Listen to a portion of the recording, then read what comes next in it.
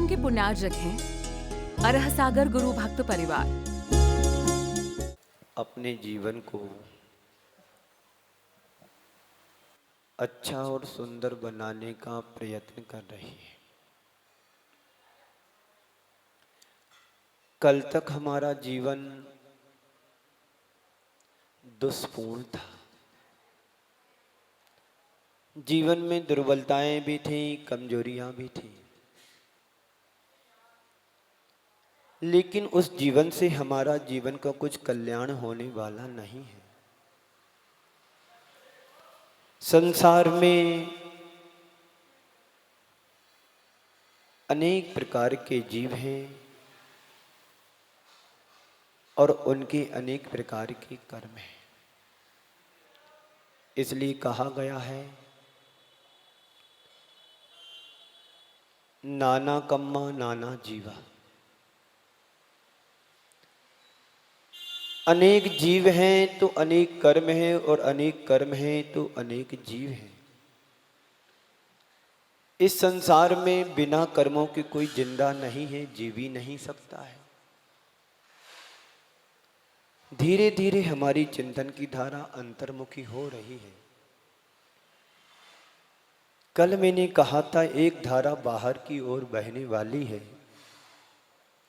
जिससे हमारा संसार का विस्तार होता है, संसार बढ़ता है। एक धारा अंतर्मुखी होती है, जिससे हमारा संसार सिमटता है, कम होता है। धर्म साधना में दोनों तरह के मार्ग हमारे लिए बतलाए गए हैं।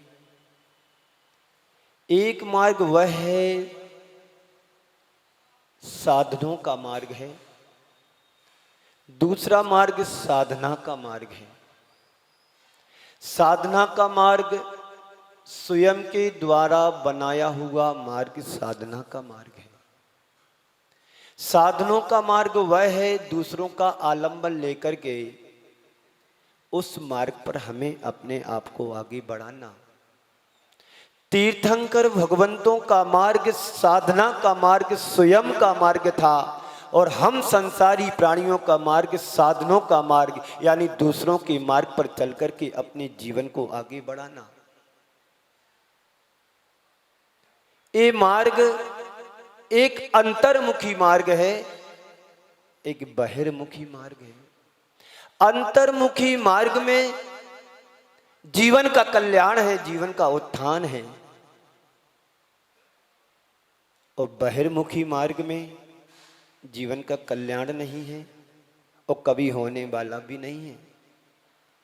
आचार्य भगवंतों ने हमारे लिए यही कहा है, आश्रव से बचें, संबर से जुड़ें। आश्रव में प्रवृत्ति होती है, संबर में प्रवृत्ति बचने के मार्ग की बात कही गई है। जिन कारणों से हमारे जीवन में अशुभता जुड़ रही थी, अब उसको शुभ प्रवृत्ति से दूर करना है। जैसे वस्त्र गंदे हो जाते हैं तो साधारण पानी से साफ किया जाता है, वही वस्त्र जब चिकनाहट के साथ गंदे होते हैं तो साधारण पानी से काम नहीं चलेगा, उसमें सर्फ, सोडा, साबुन आदि का भी प्रयोग किया जाता है। उससे भी यदि साफ नहीं होता है तो केरोसिन, पेट्रोल आदि से साफ किया जाता है, तब वह वस्त्र साफ स्वच्छ हो पाता है। ऐसे यदि हमारी आत्मा में कर्म जुड़ रहे हैं तो अब साधारण चीजों से या धर्म ध्यान से कर्म अब रुकने वाले नहीं हैं। इसके लिए तो अब विशेष रूप से हमें एक सूत्र आचार्यों ने दिया है। वो कह रहे हैं, सगुप्ति समिति धर्मानुप्रेक्षा परिसज चारित्री। अब धर्म ध्यान से तुम्हारा कर्म कटने वाला नहीं है। छोटे मोटे कर्म तो धर्म ध्यान से नष्ट हो जाते हैं। ऐसा भी कहा गया है, दर्शनम देव देवस्य दर्शनम पापनाशनम दर्शनम स्वर्ग सोपानम दर्शनम मोक्ष साधनम। ये भी तो बात कही है। साधारण व्यक्ति जो कम पाप करता है अपेक्षाकृत, वो देव भगवान के, जिनेंद्र भगवान के दर्शन करने से पापों को नष्ट कर लेता है।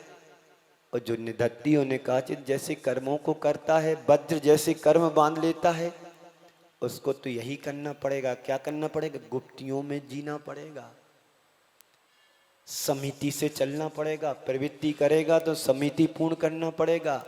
ये नहीं कहना कि साधु के लिए समिति और हमारे लिए असमिति है, और ऐसा सोचोगे तो पर पत्थर की नाव में बैठोगे तो डूबोगे, बचोगे नहीं, तिरोगे नहीं। और संसार से तिरना चाहते हो, पार होना चाहते हो, तो संबर भावना का आसरा लेना पड़ेगा। तुम भी तर जाओगे, जिस पर बैठोगे वो भी तुम्हें पार कराएगी, ऐसा नहीं है। और यदि पत्थर की नाव में बैठोगे तो पत्थर की नाव डूबेगी और बैठने वाले को भी ले डूबेगी। तो अभी तक जो आश्रय हो रहा था पत्थर की नाव की तरह हो रहा था कि आ रहा था कर्म, और कर्म भी हमें डुबो रहा था संसार समुद्र में। तो गुप्ती कैसी होना चाहिए? सम्यक योग निग्रहो गुप्ती।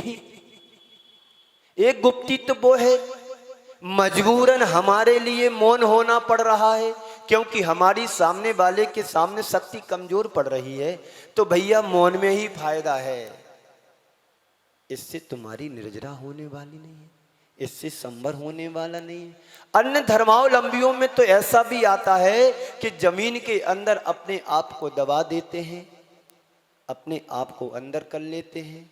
तो क्या उससे तुम्हारी कर्मों की निर्जरा होगी या उससे तुम्हारी गुप्ती हो जाएगी? नहीं, इससे तुम्हारा संबर होने वाला नहीं। जबरन है, मजबूरन करना पड़ रहा है। लेकिन आचार्य कहते हैं गुप्ती तो वह कहलाती है जिसमें सम्यक दर्शन के साथ फिर तुम्हारी मन वचन काय की प्रवृत्ति समीचीन हो जाती है, हमारी बाह्य प्रवृत्ति को रोक करके अंतरंग प्रवृत्ति में जुड़ जाती है। इसलिए सम्यक योग निग्रहो गुप्ती।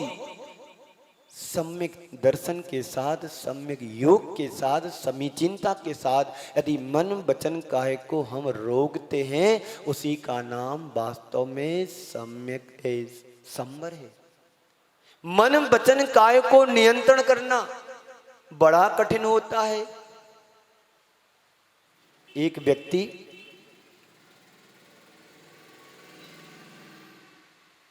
दर्शन करने आया। महाराज श्री, मुझे छोटी छोटी बातों पर बहुत गुस्सा आता है, कंट्रोल नहीं होता है।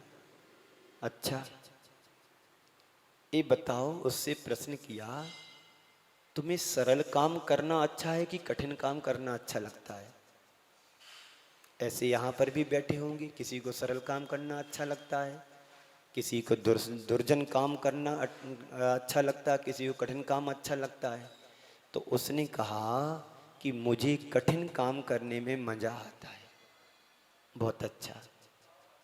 मान लीजिए तुम्हें किसी ने गाली दी, तुम क्या करोगे? क्या करोगे? बोले महाराज जी उसको भी गाली दूंगा। तुम्हें कोई गाली दे और तुम उसको रोक करके रखो तो वो तुम्हारा कठिन काम है। क्या करना है? दोनों हाथों को अपने जेब में डाल लो। और कोई तुम्हें गाली दे रहा है और तुम अपने दोनों हाथों को जेब में डाल लो। गाली देना सरल है कि गालियों को रोक करके जेब में हाथ डाल करके खड़े रहना कठिन है? बोलो। बोले महाराज श्री, बात सच है कि कोई यदि हमारे ऊपर आक्रमण करे उसको सहिष्णुता से हम सहन कर लें और हाथ जेब में ऐसे खड़े रहें, बस तुम जीत जाओगी, संबर कर लोगी। क्षमता होने के बाद भी हम प्रतिकार ना करें तो संबर है, बाकी तो आश्रम है। किसी ने एक कहा तुम दो देने को तैयार, कोई कमजोर थोड़ी हो। अच्छाइयों को हमारे जीवन में पनपना बड़ा कठिन है और बुराई तो हमारे जन्म जन्मांतरों से भरी हुई है। तो संबर, गुप्ती यानी मन वचन काय को कंट्रोल में रखना, नियंत्रण रखना। गुप्ती का अर्थ है ये नहीं है कि सामने वालों की बहादुरी को देख करके चुपचाप हो जाना। गुप्ती का तो अर्थ है कि प्रतिकार करने की क्षमता होने के बाद भी हम बोले नहीं, सहन करें। क्षमता तो इतनी है कि ब्रह्मांड को पलट दूं, पर मुझे अपने आप को पापों से बचाना है, आश्रव से बचाना है। तो क्या करना है? रोकना है। बहुत अच्छी बात छेड़ालाकार ने कहा है। जग सुहित कर सब अहित कर। ध्यान से सुनना, जग सुहित कर सब अहित कर, सुरति सुगत सब संशय करें, भ्रम भ्रम रोग हर जिनके वचन, मुख चंद्र से अमृत झरे। पंडित दौलत राम जी कह रहे हैं समिति, भाषा समिति कैसी होना चाहिए? जग सुहित कर, यानी संसार को सुख पहुंचाने वाले, अपने आप को हित करने वाले। क्या हम ऐसे वचनों का प्रयोग नहीं कर सकते? जैसे आपके पास बहुत सारे कपड़े बहुत अच्छे हैं, जब कपड़े अच्छे होते हैं तो क्या आप फटे पुराने कपड़े पहनते हो? बोलो पंकज जी।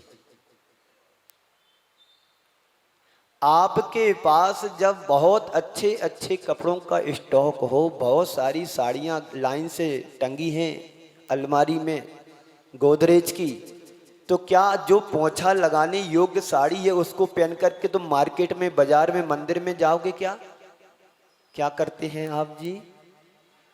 अच्छे से अच्छी साड़ी मैचिंग के साथ प्रॉपर सही पहन करके घर से निकलते हैं।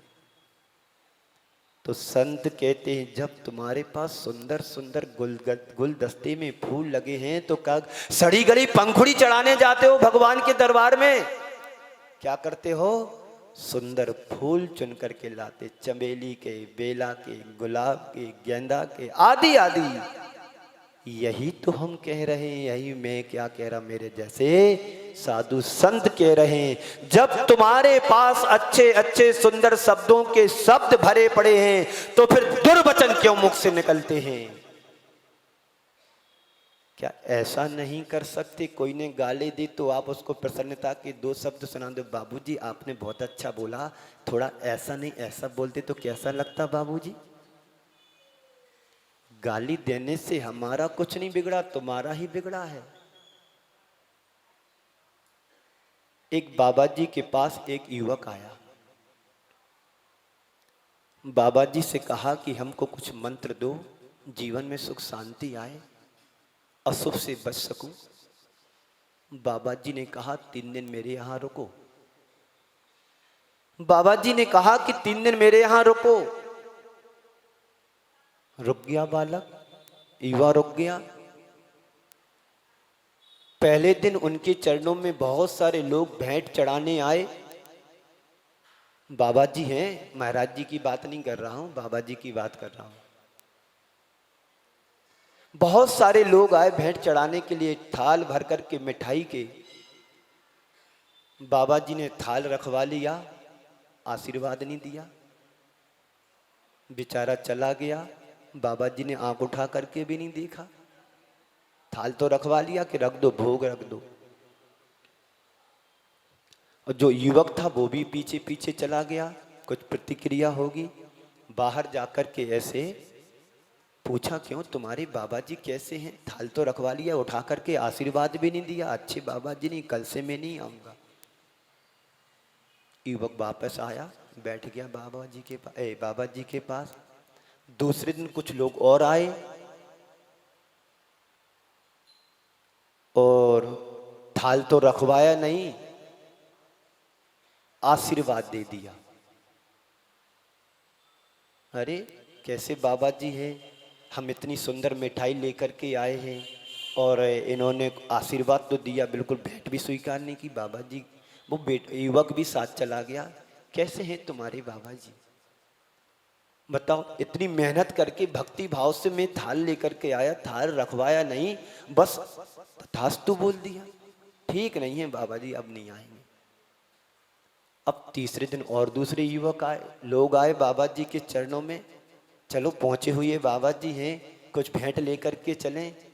तीसरे दिन बहुत सारे लोग आए, थाल भी रखवा लिया, आशीर्वाद भी दिया, खुद ने भी मिठाई खाई, अपने भिक्षुओं को भी मिठाई खिलाई और जो लेकर के आया उसको भी मिठाई खिलाई। खा पी के सब चले गए। बाबा जी ने उस युवक से पूछा कि तुम्हें कुछ समझ में आया 3 दिनों में? हाँ बाबा जी 2 दिन तो मुझे कुछ समझ में नहीं आया, पर 3 दिन थोड़ा थोड़ा समझ में आया। 2 दिन तो मुझे कुछ समझ में नहीं आया, तीसरे रोज थोड़ा समझ में आया। बाबा जी ने कहा सुनो बेटा, मैंने 3 दिन आपको समझाने का पुरुषार्थ किया, पर आप समझ नहीं पाए। जब पहले दिन लोग आए, मैंने आशीर्वाद नहीं दिया, मिठाई रखवा ली। दूसरे दिन लोग मिठाई लेकर के आए, मिठाई रखवा ली, आशीर्वाद नहीं दिया। जब तीसरे दिन लोग आए, मिठाई भी रखवाई, आशीर्वाद भी दिया, और सबने बड़ी प्रसन्नता से खाया। ये बात समझने की है, जब जीवन में गालियां आती हैं, मुझे गालियों को स्वीकार नहीं करना है। जब भी जीवन में अच्छाई आती हैं, उसको भी मुझे स्वीकार नहीं करना है। लेकिन जब कर्म का उदय जैसा होता है, वैसा फल हमें देता है। जीवन में अच्छाई भी हो, जीवन में सुंदरता भी हो, जीवन में समन्वय भी हो, तब हम उसको रोक पाएंगे कर्मों को। जग सुहित कर सब अहित कर, श्रुति सुकृत सब संशय हरे, ब्रह्म रोग हर जिनके बचन मुख चंद्र ते अमृत झरे। जब हमारे पास अच्छे अच्छे शब्द होते हैं तो उन शब्दों का हम प्रयोग करें, अशुभ शब्दों का प्रयोग क्यों करूं मैं? ये पंक्तियां सुनने में तो अच्छी लगती हैं, जब प्रैक्टिकल में यदि आता है तो फिर उसको हम क्यों भूल जाते हैं? यही हमारी मूल में भूल है। बुराई भी स्वीकार करो, अच्छाई भी स्वीकार नहीं की। अलग अलग व्यक्तियों से बुराई भी किसी की स्वीकार नहीं की, अच्छाई भी स्वीकार नहीं की, और जब तीसरे वाले लोग उनकी अच्छाई भी स्वीकार करी, बुराई भी स्वीकारी। इसका मतलब ये है कि हमारे सामने सब प्रकार के एग्जाम्पल फॉर एग्जाम्पल होना चाहिए। यदि 2 चीजें तुम्हारे सामने होगी, अच्छाई और बुराई, तो तुम किसको पसंद करोगे? अच्छाई को पसंद करोगे, बुराई को नहीं। कंपेयर करने के लिए हमें कुछ गुंजाइश तो होना चाहिए। तुम्हारे जीवन में दुख दुख रहेगा तो तुम सुख की पहचान नहीं कर पाओगे, और जीवन में दुख दुख भरा रहेगा तो तुम बुराई या दुख को भी तुम समझ नहीं पाओगे। दुख भी कोई चीज होती है। वो तो एग्जाम्पल था, फॉर एग्जाम्पल था, उस शिष्य को समझाने के लिए। यदि हम अच्छाई को स्वीकार करते, पहले दिन काम खत्म हो जाता, थाल रखवा लिया, हो गया मेरा मजा। शिक्षा देने के लिए उन्होंने समझाया कि हमने थाल को स्वीकार नहीं किया, व्यक्ति को स्वीकार नहीं किया। दूसरे दिन थाल को स्वीकार कर लिया, व्यक्ति को स्वीकार नहीं किया। तीसरे तीनों को स्वीकार कर लिया। उसको शिक्षा देने के लिए, ज्ञान बताने के लिए एक उदाहरण होता है। उदाहरण एक देश होता है। मैं कह रहा था, क्या कह रहा था? जग सुहित कर सब अहित कर, श्रुति सुकृत संशय हरे, भ्रम रोग हर जिनके बचन, मुख चंद्र से अमृत झरे। इस मुख से हम अमृत भी झरा सकते हैं, और इसी मुख से हम तूफान भी मचा सकते हैं। ऐसे शब्दों का उपयोग और प्रयोग करो कि तुम्हारे शब्दों को सुनने वाले लालायित रहे। श्रुति सुकृत सब संशय हरे, तुम्हारे मन के डाउट क्लियर हो जाए। तुम्हारी वाणी को सुनकर के दूसरों के मन में संशय पैदा ना हो जाए, जैसा भी संशय पैदा हो गया था पंकज भाई को। ऐसे वचनों को कहें कि तुम्हारे वचन को सुनने के लिए कान तो संतुष्ट हो ही हुए, लेकिन हर प्राणी तुम्हारे वचन सुनने के लालायित हुए। तो वो कब होता है? जब तुम्हारे अंदर समिति हो, भाषा समिति हो। बाणी बीणा बने बाण नहीं, बाणी बीणा बने बाण नहीं, क्योंकि बाण का घाव बड़ा नुकीला होता है। तो भाषा समिति होना चाहिए। भ्रम रोग हर जिनके वचन, मुख चंद्र ते अमृत धरे। हमारे मुख से अमृत रूपी, चंद्र रूपी अमृत का बरसात हो, जिससे हमें भी अच्छे लगे और सुनने वाले को भी अच्छा लगे। इस कार्यक्रम के पुण्यार्चक थे अरह सागर गुरु भक्त परिवार।